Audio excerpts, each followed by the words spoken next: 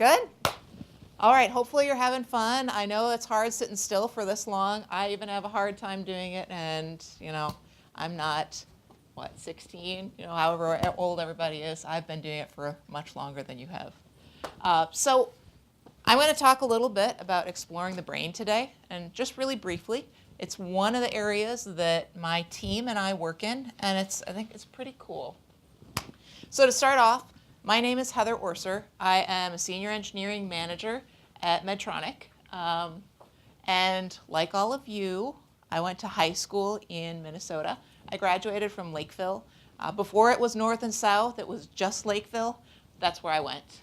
And I have always loved science, but I thought I would do engineering, but I didn't know what engineering was, even though my dad's an engineer. And he tried to explain it to me. Hopefully you're getting a little bit of a feel as we talk about it, but if you don't think you really get what engineering is, that's just what it is. I mean, it's a tough thing to kind of get your mind around. And I will say, so one of the highlights here, how many of you have heard of FIRST Robotics? Sweet. So I coach FIRST Robotics, and I will say if you're interested in learning more about what engineering is, yeah, you got your Hero Robotics on. Perfect. Awesome. For any of you who are interested in learning more about it, it's a nice way to get a feel for kind of what engineering is. You get a problem that you're going to try to solve. You get some specs around it. You have to figure out what your approach is, build it, and then you get to test it at the end. And that's really what you do in an engineering problem. Some of these that you're seeing here are kind of hard problems, that there's a lot of studying that's involved to get to where you're able to have a good approach. But that's okay. It's all kind of boiling down to those pieces of figuring out what it is, approach it, design it, test it, see if it met your needs, maybe go back and do it again. All right, so I studied electrical engineering. I went to Minnesota State University, Mankato. I did my undergrad in that. For any of you women who think about doing that, it's awesome, but I will just make sure that you know about 10% women in that field, which is a little bit of a different thing for any of you who are thinking about it. I know my daughter's studying electrical engineering.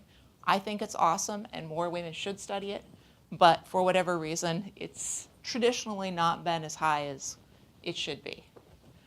I do manage the applied research team in our neuromodulation division, so I'm going to show you a little bit about what that means, and hopefully it'll give you some ideas of some of the things that are possible and some of the benefits that we as engineers can help bring towards patients. And then finally, like on a personal note, I love to sing, I love to read, I love to downhill ski, and I really love traveling and meeting new people and kind of seeing what they like to do and what makes them tick. You get a different perspective, and you maybe think about things differently. So with that said, actually, this doesn't play correctly, so I've got this. Ah, that's what it was. Okay. Oh, come on. Play. Here it is. All right.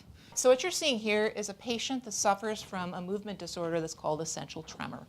So in essential tremor, it's an intention triggered tremor. And so what you see here, when the patient thinks about moving and they're trying to pour a cup of water into another one, they can have a lot of shakes. And this shaking causes it is very difficult then for some activities of daily living, like feeding yourself, drawing, writing, and some of those other challenges. And now what you'll see is this patient has received what's called a deep brain stimulation. So it's like, if you're familiar with a pacemaker, it's like a pacemaker, but it's a pacemaker for the brain. What we're doing here on the top left in this raw channel, you can see brain signal.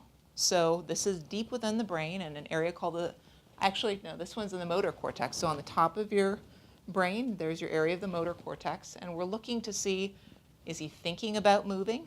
And if he's thinking about moving, we're going to turn stimulation on. And if he's not thinking about moving, then we're going to turn it off. And you can see here, his tremor is pretty good. He can actually pour the water back and forth between the cups without having so much movement.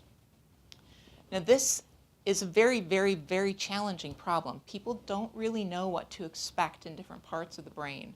And it's an area we've just started to really look at over days, months, years. While pacemakers have been sensing signals in the heart for 10, 20, 30 years, and we have a good idea of what it looks like, brain signals like this we've only been really looking at for the last 5 or 6, and they're a little bit difficult to get to. So it's an area of exploration that we're working in and helping to use that to improve patients' lives. Any questions? Yeah. Is it mostly like just applied to like that specific case, or like what are like the different applications? For brain sensing? Yeah. So brain sensing, well, brain stimulation we use to treat mostly motor disorders. So Parkinson's disease, essential tremor, and dystonia are the big ones. It's also looked at for a couple other things, including psychological disorders. There's OCD that people are looking at. There's some investigation into depression. But yes, for those, there are different areas within the brain. They're all looking at deep targets within the brain and trying to understand what those signals mean. There's a lot of brain research that's done on the cortex, and people will look at those, but it's a little bit different than what you're going to see deep in the brain, and how the signals all connect within the body are pretty interesting and cool to figure out. Yeah?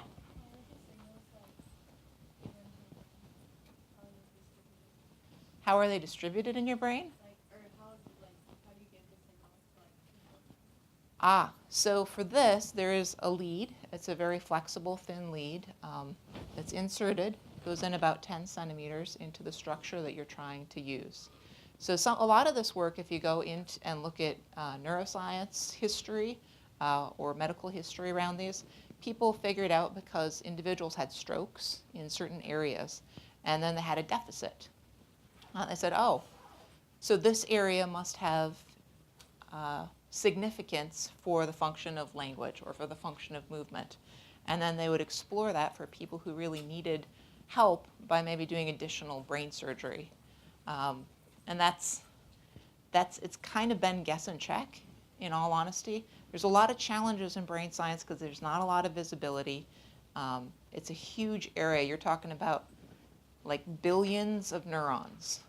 And people will look at a neuron and then try to understand how the brain works, and it's very, very challenging. It's a huge problem people are working through. Yeah? So all of the signals you're looking at that we're sensing, they're electrical signals. And so you'll use an electrical sense amplifier to measure them and use that to help inform what your decisions are. Yeah? So can you use signals cases for Parkinson's and stuff like that, or is like? So it depends on the indication and what they're looking for. For patients with Parkinson's, what this would treat would be some of the motor symptoms. It does not treat some of the other symptoms that go along with Parkinson's. And all of the treatment of deep brain stimulation is really looking at treating mostly motor symptoms. And a lot of these diseases have more to them than just motor symptoms. Yeah? One more. Could this treatment be used for like people with like severe autism that affects like their ability to use their hands with certain motor skills? So people have looked at it. I don't know that there's any indication currently or how much work is going on.